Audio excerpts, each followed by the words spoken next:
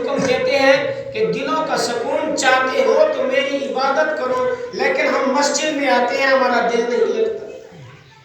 ہم مسجد میں آتے ہیں ہمیں سکون نہیں ملتا۔ چاہیے تو یہ تھا کہ ہم کاروبار میں جاتے سکون نہ ہوتا، بس دل یہ کرتا کہ مسجد میں جائیں، ہم کسی کام میں مصروف ہیں تو وہاں ہمارا دل نہ لگتا، ہمارا دل بس لگتا تو مسجد میں لگتا، کیونکہ سکون تو اللہ کے ذکر میں ہے، سکون تو اللہ کی تسبیح و تحلیل بیان کرنے میں ہے۔ وجہ کیا ہے کہ ہمارا دل نہیں لگ رہا، تو حضرت شیخ ابراہیم بن ادم بھی رات کے وقت رو رہے ہیں، مولا مجھ سے کوئی ایسی خطا ہو گئی ہے کہ میرا تیری عبادت کرنے میں دل نہیں لگتا، مجھے وہ سکون میسر نہیں ہوتا، مجھے وہ چاشنی نہیں ملتی جو مجھے چاشنی پہلے ملتی تھی تیرے ذکر میں، جو تیرے ذکر میں مجھے پہلے سکون ملتا تھا، اب مجھے سکون نہیں مل رہا۔ یا اللہ کیا معاملہ ہو گیا، کیا وجہ ہو گئی؟ تو ان 5 درویشوں میں ایک درویش نے کہا یہ جو آہو زاری کر رہے ہیں، یہ جو رو رہے ہیں، آہو بکا کر رہے ہیں، یہ شیخ ابراہیم بن ادم ہیں، ان سے ایک خطا ہو گئی ہے، ان سے ایک غلطی ہو گئی ہے، اس غلطی کی وجہ سے ان کا عبادت میں دل نہیں لگتا۔ تو حضرت شیخ ابراہیم بن ادم نے جب یہ بات سنی تو آپ فوراً اس درویش کے سامنے آ گئے اور عرض کرنے لگے حضور مہربانی فرما کے مجھے یہ بتا دیجئے کون سی مجھ سے خطا ہو گئی ہے جس کی وجہ سے میرا عبادت میں دل نہیں لگ رہا۔ تو آپ نے فرمایا فلاں موقع پر تو نے فلاں دکاندار سے کھجوریں خرید کی تھی اور ایک کھجور زمین کے اوپر گری پڑی تھی، تو نے اس کو بغیر اجازت اٹھا کے کھا لیا تھا، اس وجہ سے اب تیرا عبادت کرنے کو دل نہیں لگتا، تیرا سکون جو ہے عبادت میں سکون تجھے نہیں مل رہا۔ تو آپ نے فوراً وہاں سے بصرہ کا سفر کیا، بصرہ میں آ کر اس دکاندار سے آ کر اجازت لی کہ میں نے تیری اجازت کے بغیر کھجور کھائی ہے، اگر تو چاہتا ہے تو اس کی قیمت لے لے، اگر چاہے تو مجھے معاف کر دے۔ اس نے کہا کہ میں نے تجھے معاف کر دیا۔ جب اس نے معاف کیا تو پھر جب آپ نے اللہ کی عبادت کی تو جو چاشنی آپ کو پہلے ملتی تھی وہی چاشنی ملنے لگ گئی۔ تو بات ہو رہی تھی حضرت سیدنا ابو صالح، آپ وضو فرما رہے ہیں، کیا فرما رہے ہیں؟ وضو فرما رہے ہیں، دیکھا کہ نہر میں سیب آ رہا ہے، آپ نے وہ سیب اٹھایا اور اس کو تناول فرما لیا، اور وہ آپ کے لیے جائز بھی تھا، لیکن پھر بھی آپ کے دل میں یہ خیال پیدا ہو گیا کہ اے ابو صالح تو نے یہ سیب جو اٹھایا ہے کس کی اجازت سے اٹھایا ہے، کس سے پوچھ کے اٹھایا ہے، کیا تو نے اس کی کوئی قیمت ادا کی ہے، تو نے اس کی قیمت دی ہے؟ بغیر اجازت کے، بغیر قیمت کے تو نے یہ سیب کیوں کھایا؟ جب یہ خیال پیدا ہو گیا تو آپ نے جس طرف سے پانی آ رہا تھا اس طرف سفر کرنا شروع کر دیا۔ سفر کرتے کرتے جب اس مقام پر پہنچے، اس جگہ پر پہنچے جہاں سیبوں کا باغ تھا، تو پوچھا کہ اس کا مالک کون ہے؟ تو بتایا گیا اس کا مالک بھی اللہ کا ولی ہے۔ یہ ایک سبب پیدا ہو رہا ہے۔ حضرت شیخ عبد القادر جیلانی کے والد جو ہیں جب پوچھا، معلوم کیا کہ اس باغ کا مالک کون ہے، تو فرمایا گیا اس باغ کا مالک حضرت سیدنا عبداللہ سہمی رحمت اللہ تعالیٰ علیہ اس باغ کے مالک ہیں۔ آپ نے فرمایا میں اس کی زیارت کرنا چاہتا ہوں۔ تو جب آپ اس کے سامنے گئے، حضرت ابو صالح جب آپ ان کے سامنے گئے اور عرض گزار ہوئے، حضور میں فلاں مقام پہ بیٹھا وضو کر رہا تھا تو یہ سیب جو ہے وہاں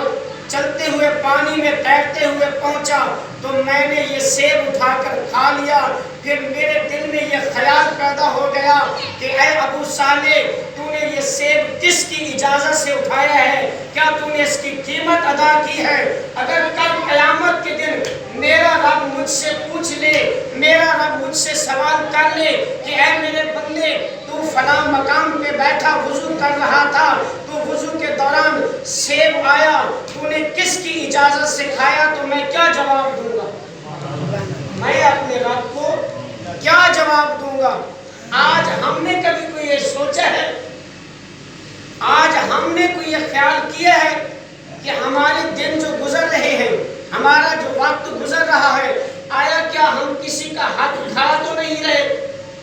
یہ حق بھی آپ کا بنتا تھا، کھا لیتے، آپ کے لیے جائز تھا، لیکن پھر بھی اللہ کی بارگاہ میں جواب دینا تھا۔ آپ نے یہ سوچا کہ میں نے اپنے رب کے ہاں جواب دینا ہے، میرا خدا مجھ سے پوچھ لے تو میں کیا جواب دوں گا؟ تو فوراً گئے حضرت عبداللہ سہمی رحمت اللہ تعالیٰ علیہ کی بارگاہ میں، عرض کی حضور یا تو آپ اس کی قیمت لے لیں یا آپ مجھے معاف فرما دیں۔ حضرت عبداللہ سہمی بھی سمجھ گئے کہ یہ جوان کوئی عام نہیں ہے، جو ایک سیب کی بخشش کے لیے اتنا سفر کر کے میرے پاس آیا ہے، یہ کوئی عام جوان نہیں، یہ بھی کوئی اللہ کا ولی ہے،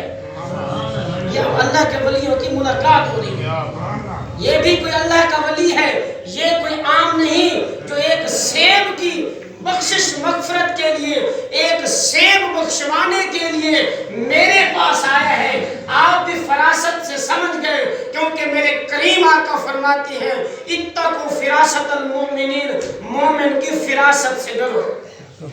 جب مومن کے سامنے جاؤ تو اپنے دل کو سنبھال کے رکھو، یہ میرے کریم آقا کا فرمان ہے، علماء بھی بیان فرماتے ہیں جب کسی اللہ والے کی بارگاہ میں جاؤ تو اپنے دل کو سنبھال کے رکھو، جب کسی عالم کی بارگاہ میں جاؤ، جب کسی عالم کے سامنے جاؤ تو زبان کو سنبھال کے رکھو۔ یہ دو باتیں ذہن میں رکھو، جب کسی اللہ والے کی بارگاہ میں جانا ہو تو پھر دل کو سنبھال کے جاؤ، کیونکہ اللہ والے جو ہیں وہ دلوں کی راز جانتے ہیں، اللہ والے جو ہیں وہ دلوں کو دیکھتے ہیں۔ جس طرح حضرت سیدنا ابو سعید محمد فرماتے ہیں کہ ہم طالب علمی کے زمانے میں تھے، حضرت شیخ عبد القادر جیلانی بھی ہمارے ساتھی تھے، ہم طالب علم تھے، ابن سکابی ہمارے ساتھی تھے، ہم تین طالب علم مدرسے میں بغداد شریف علم حاصل کر رہے تھے۔ ہم نے سنا کہ بغداد میں ایک ایسا اللہ کا ولی ہے، ایک ایسا بندہ ہے جو بیٹھے بیٹھے مجمع میں حاضر ہو جاتا ہے، پھر اچانک مجمع سے غائب ہو جاتا ہے، جو اچانک مجمع میں حاضر ہو جاتا ہے پھر اچانک مجمع سے غائب ہو جاتا ہے۔ ہم طالب علم تھے، ہماری اتنی عمر نہیں تھی، ہم نے خیال کیا چلو اس بزرگ کے پاس چلتے ہیں۔ تو حضرت ابو سعید محمد فرماتے ہیں جب ہم وہاں سے روانہ ہوئے تو ہمارے ساتھی ابن سکا نے کہا میں جا کر اس سے سوال کروں گا اور دیکھتا ہوں وہ کیسا جواب دیتا ہے، اور دل میں یہ کیسا جواب دیتا ہے۔ اس نے یہ سوال سوچ لیا۔ آپ فرماتے ہیں میں نے خیال کیا کہ میں بھی سوال پوچھوں گا، دیکھتا ہوں اس کا کیا جواب دیتے ہیں یا نہیں دیتے۔ تو حضرت شیخ عبد القادر جیلانی، محبوب سبحانی، قندیل نورانی، الحسنی حسینی سید، آپ نے فرمایا میں ان سے سوال نہیں کروں گا، میں ان سے سوال نہیں کروں گا، میں تو بس ان کی زیارت کروں گا، میں ان کی زیارت کروں گا، اور اللہ نے چاہا تو ان سے فیض بھی لوں گا، اللہ نے چاہا تو ان سے فیض بھی لوں گا۔ جب آپ فرماتے ہیں ہم تینوں ساتھی سفر کر کے وہاں پہنچے، مجمع لگا ہوا تھا، وہ بزرگ موجود نہیں تھے، ہم بھی جا کے بیٹھ گئے۔ تھوڑی دیر گزری، اچانک وہ بزرگ نمودار ہوئے، وہ بزرگ سامنے آ گئے۔ جب وہ بزرگ سامنے آ گئے، تمام لوگوں کی گفتگو سننے کے بعد ہم تینوں ساتھیوں کو بلایا، تینوں ساتھیوں کو بلا کر آپ نے پہلے ابن سکا کو اپنے سامنے کھڑا کیا اور فرمایا اے ابن سکا تو کیا سمجھتا ہے، تو مجھ سے وہ سوال کرنا چاہتا ہے جس کا مجھے علم نہیں، جا تیرا یہ سوال ہے اور اس کا یہ جواب ہے، اور میں تمہیں دیکھتا ہوں کہ تو مرتد ہو جائے گا۔ کیونکہ اللہ والوں کی بارگاہ میں دل کو سنبھال کے جانا پڑتا ہے۔ تیرے دل میں یہ وسوسہ اور خیال پیدا جو ہو گیا تھا کہ میں جا کے ان سے یہ سوال کروں گا تو کیا سمجھتا ہے اللہ والوں کو، تو کیا سمجھتا ہے جن کا اللہ کے ساتھ تعلق ہوتا ہے ان کا کوئی مقام نہیں؟ اے ابن سکا، میں تمہیں دیکھتا ہوں تیرے اس تکبر و غرور کی وجہ سے تو مرتد ہو جائے گا۔ پھر آپ فرماتے ہیں حضرت ابو سعید عبداللہ محمد، پھر اس بزرگ نے میری طرف دیکھا اور کہا کہ تیرا یہ سوال ہے اور تیرا یہ جواب ہے، تجھے میں دیکھتا ہوں کہ تو دنیا داری میں مبتلا ہو جائے گا، دنیا داری میں مبتلا ہو جائے گا۔ پھر فرماتے ہیں حضرت شیخ عبد القادر جیلانی رحمت اللہ تعالیٰ علیہ کی طرف اس بزرگ نے دیکھا اور آپ کو اپنے سینے سے لگا لیا اور فرمایا اے شیخ عبد القادر جیلانی، میں تمہیں دیکھتا ہوں، ایک وقت ایسا آئے گا، ایک زمانہ ایسا آئے گا جب تو بغداد پہ بیٹھ کر منبر رسول پہ بیٹھ کر تو یہ اعلان کرے گا میرا یہ قدم تمام ولیوں کی گردنوں پر، تو حاضرین و غائبین تمام کے سامنے گردنیں جھکا دیں گے۔ میں یہ دیکھ رہا ہوں،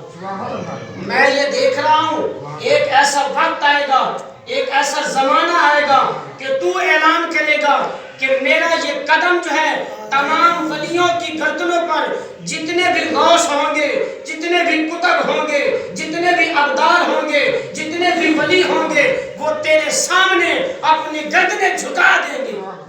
اللہ تمہیں یہ مقام عطا فرمائے گا، اللہ تمہیں یہ عزت عطا فرمائے گا۔ تو آپ کے والد واجد کی بات ہو رہی ہے کہ آپ عبداللہ سیمی کے پاس گئے، عرض کی حضور میں نے سیب جو ہے وہ آپ کی اجازت کے بغیر کھا لیا ہے، میں نے سیب آپ کی اجازت کے بغیر کھا لیا، میں اس کے لیے آپ کے پاس آیا ہوں، اگر آپ چاہیں تو اس کی قیمت لے لیں، اگر چاہیں تو معاف فرما دیں۔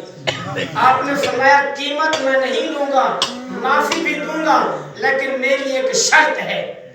وہ شرط کیا ہے؟ فرمایا کچھ دنوں کے لیے، کچھ نے لکھا ہے کچھ سالوں کے لیے، کچھ نے لکھا ہے کچھ دنوں کے لیے، فرمایا کچھ دنوں کے لیے تجھے میرے